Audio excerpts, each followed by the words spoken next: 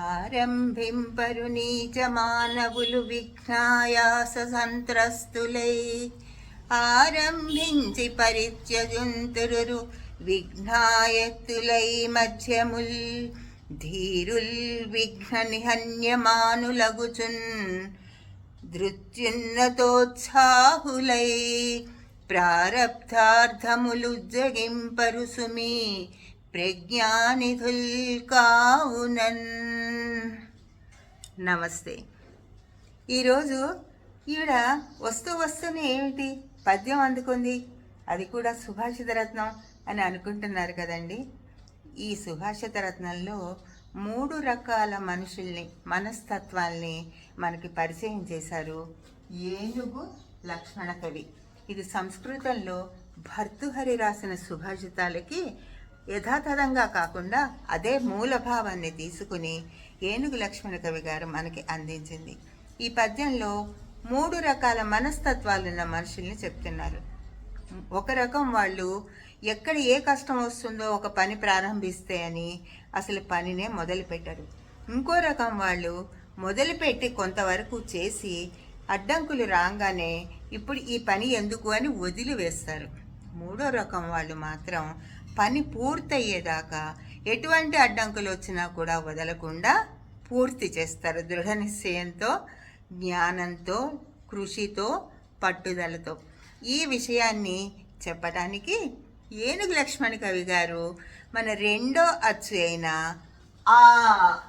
ఆని తీసుకుని ఆరంభింపరు నీచ మానవులు, ఆరంభింపరు నీచ మానవులు అంటూ మొదలుపెట్టి ఆరంభించి కూడా ఇలా చేస్తారు అని చెప్పారు.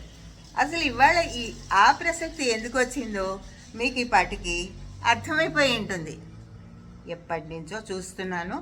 ఎప్పుడు ఆ చమత్కారం, ఆ అల్లరి, ఆ అధ్యయనం, ఆ అల్లరి, ఆ మంచితం, ఆ అమాయకత్వం అంటూ ఎంతసేపు ఆ గురించిన ముచ్చట్లు, నా గురించి అసలు పట్టించుకోవా అని కాస్త ఆశగా ఆలోచన చెప్పమని అడిగిందండి.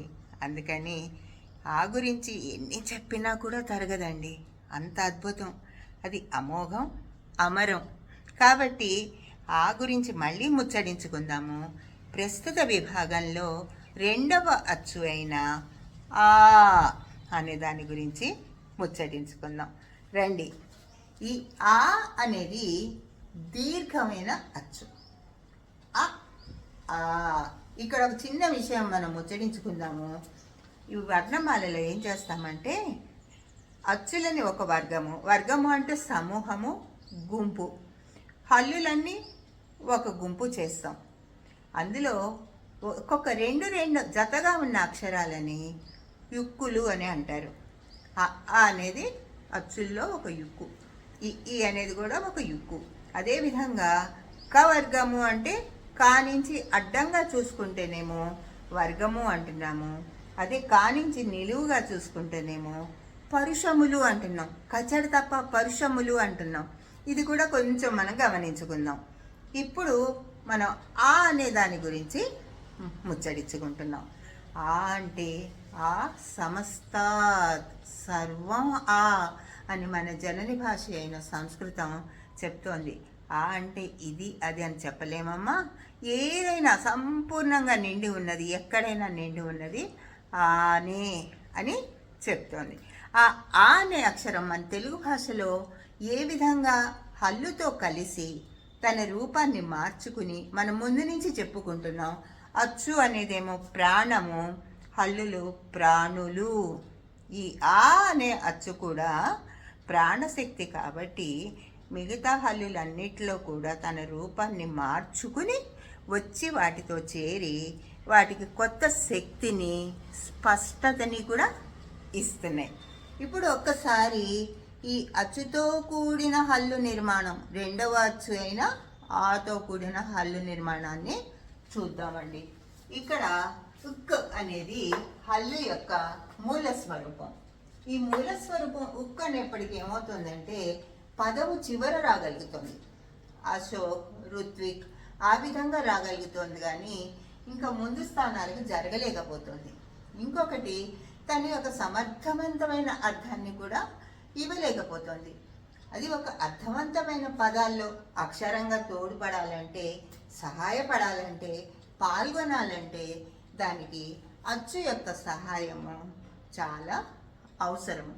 అందుకని ఈ ఉక్ అనే హల్లు ఉక్ అనేది హల్లుల్లో మొదటి హల్లు. ఉక్ అనే హల్లు ఆ ముందు అని అడిగింది కదా, ఇప్పుడు ఆ అని అడుగుతుంది. వచ్చి నాకు సహాయం చేస్తావా? ఒక అర్థవంతమైన అక్షరంగా మారుదాము. ఆ అక్షరంతో అర్థవంతమైన పదాలను చేద్దాము. ఆ పదాలు అర్థవంతమైన వాక్యాలుగా అయ్యి, గ్రంథాలుగా అయ్యి సాహితీ విస్తరణకి తోడ్పడుతుంది అని అడిగింది. ఈ ఆ కూడా అలాగనే పెద్ద మనసు చేసుకుని సరే అలాగే వస్తాను అని వచ్చింది. వచ్చినప్పుడు ఉన్న రూపం ఏంటి? ఇక్కడ ఇది హల్లు ఉంది, హల్లు మీద ఆ ఉంది. ఈ రూపము సౌష్ఠవానికి కొంచెం విరుద్ధంగా ఉంది. తెలుగు భాషా వర్ణ యొక్క సౌష్ఠవానికి, సౌందర్యానికి విరుద్ధంగా ఉంది.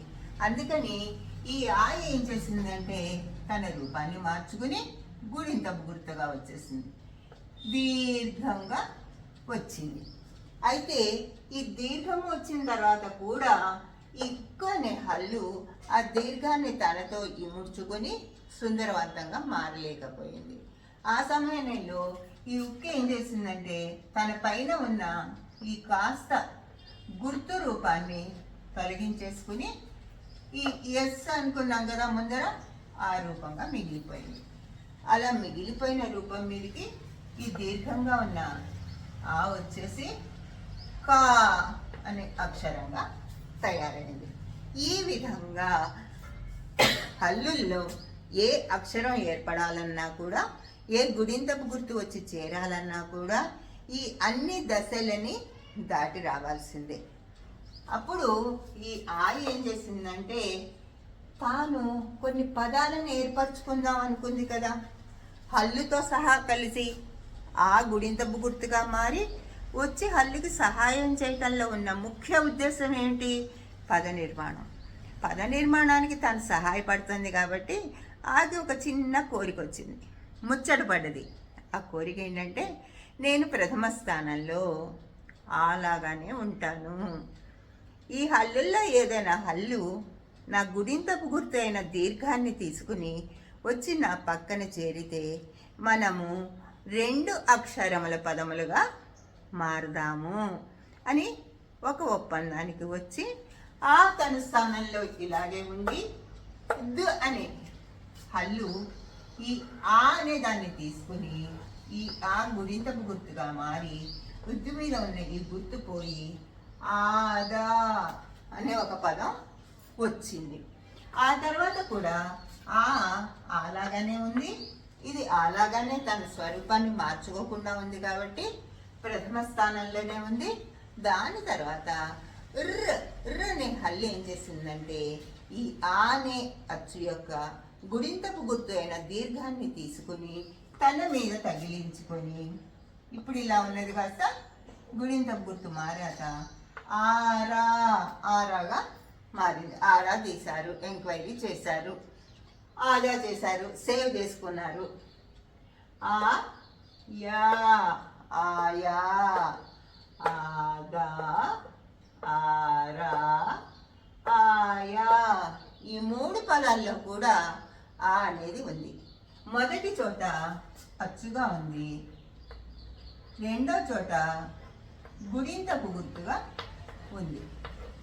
ఈ ఆ ఏం చేసిందంటే ఇది బాగానే ఉంది, నేను ఆగా అచ్చుతో వచ్చి పదాలు చేస్తున్నాను, కాస్త మార్పు కోసం నేను కూడా ఒక దీర్ఘ ఉన్న అక్షరంగా మారి 2 అక్షరాల పదాన్ని చేసుకుందాం అని నిశ్చయించుకుని ఈ ఆ ఏం చేసిందంటే అక్షరంగా మారింది. ఈ అక్షరంగా మారినప్పుడు ఏమైందంటే ఈ ఆ ఉస్ అనే ఒక హల్లు యొక్క సహాయాన్ని తీసుకుంది. హల్లు సహాయం అడిగింది, ఆ సహాయం చేసింది.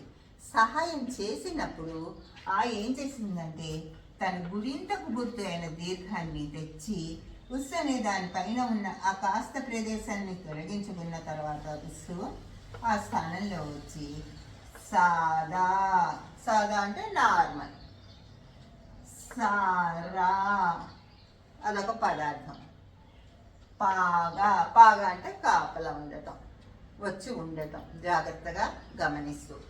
అలా ఈ ఆ అనేది ఇక్కడ మీరు గమనిస్తే ఈ దాగానే ఉంది ఆదాలో. ఈ పదంగా వచ్చినప్పుడు ఈ అచ్చుగా ఉన్న ఆ అక్షరంగా వచ్చినప్పుడు ఏమైందంటే ఉస్ అనే హల్లుని తీసుకుని దాని పక్కన తాను వచ్చి తాను గుడింతకు గుర్తుగా మారి దీనిపైన స్థానాన్ని తీసేస్తే వచ్చి సాగా మారింది. ద ఇలాగే వచ్చేసింది. అదేవిధంగా సారా. మూడోది పాగా. పాగాలో కూడా ఆ ఉంది. మీరు ఏ హల్లు దీర్ఘంతో ఉన్న హల్లుని చదువుతున్నా కూడా మీకు ఆ అనేది వినిపిస్తూ ఉంటుంది.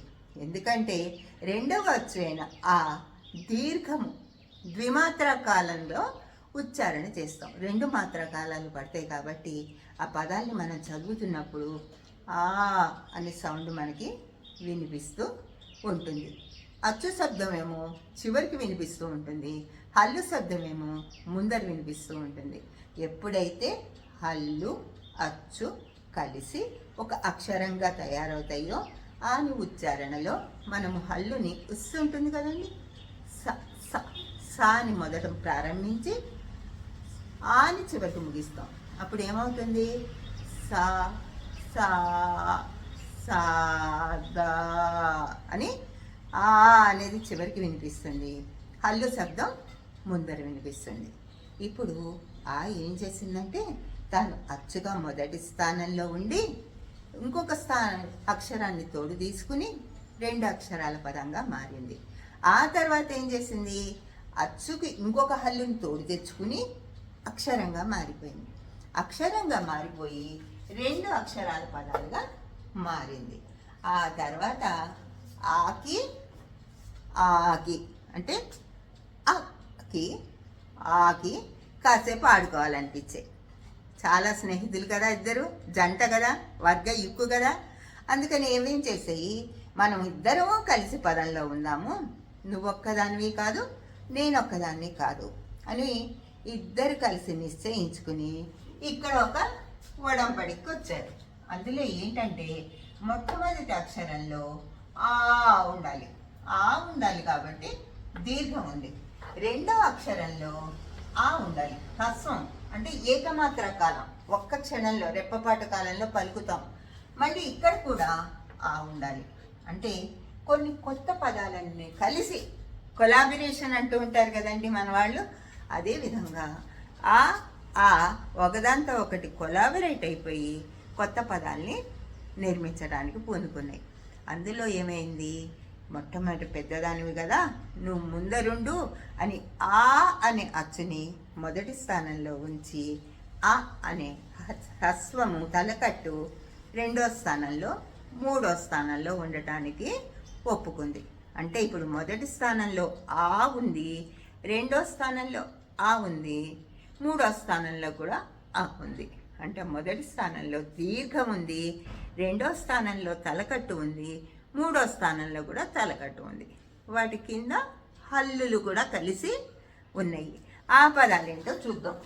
ఆ పదాల్లో జా త రా, జాతర.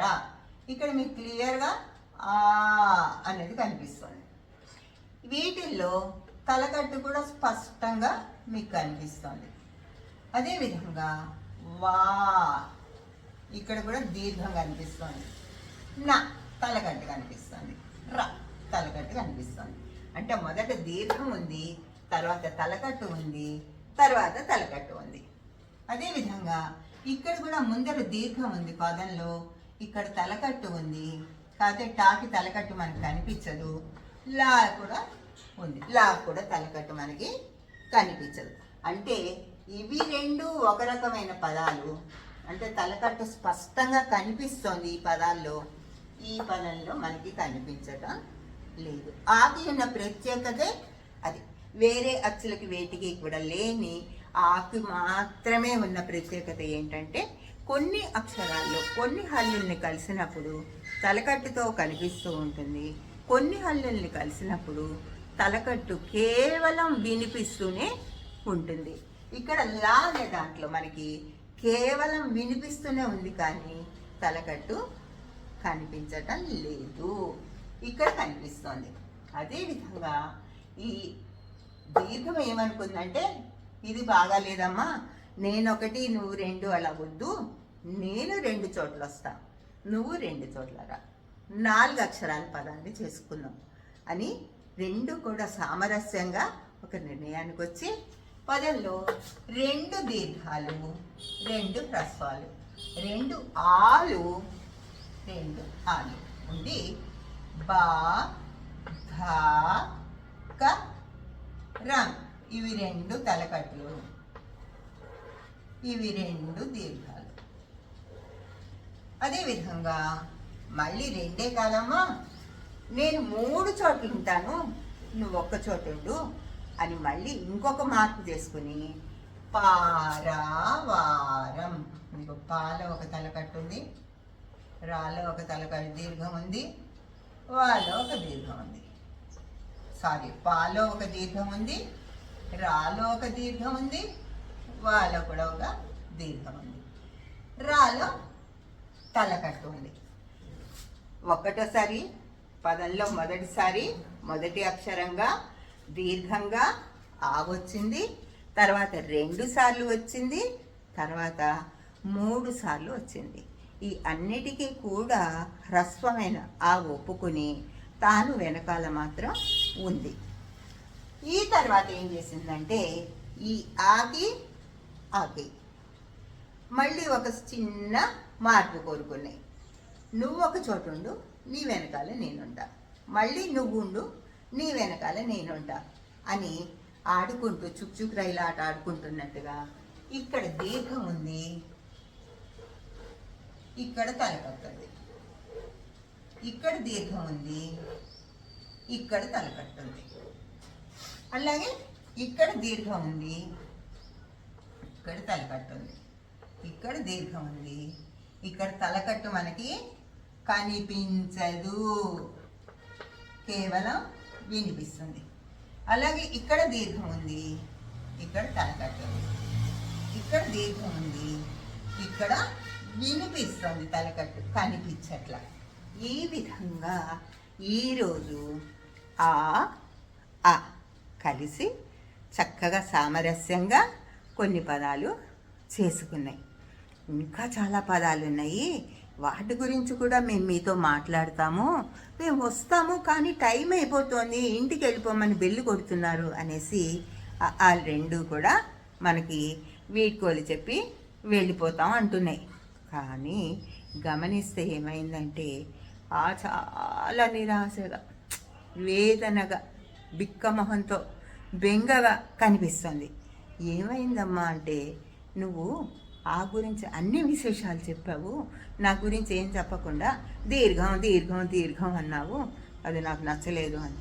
అయ్యో తల్లి, నీ గురించి కూడా చెప్తానమ్మా, మనకి చాలా ఎపిసోడ్స్ ఉన్నాయి కదా, అయి లోపల ఒక చిన్నగా మచ్చుగా కొంచెం చెప్పేసి ఈరోజు నేను కూడా వెళ్ళిపోతాను అనేసి ఈ ఆ గురించి ఆలోచిస్తున్న ఆ పెద్ద మనిషి ఇక్కడ చెప్పడం మొదలుపెట్టింది. వీటిల్లో ఏమవుతుందంటే 4 రకాలు ఉన్నాయి. మనం ఏ విధంగా అయితే మొదటి ఆ 3 రకాలు తలకట్టు ఉండి తలకట్టు లేకుండా అచ్చు అనుకున్నామో, ఈ ఆలో దీర్ఘం ప్రతి హల్లులో కనిపిస్తుంటే కూడా వాటిలో చిన్న చిన్న వ్యత్యాసాలు మనకి చూస్తే పట్టుకోగలుగుతాం. అవి ఏంటో, ఆ వ్యత్యాసాలు ఏంటో మనం వచ్చే ఎపిసోడ్స్లో చాలా నిదానంగా వివరంగా తెలుసుకునే ప్రయత్నం చేద్దాం. ఇప్పటికి సెలవు తీసుకుంటానండి. జై తెలుగు తల్లి. నమస్తే.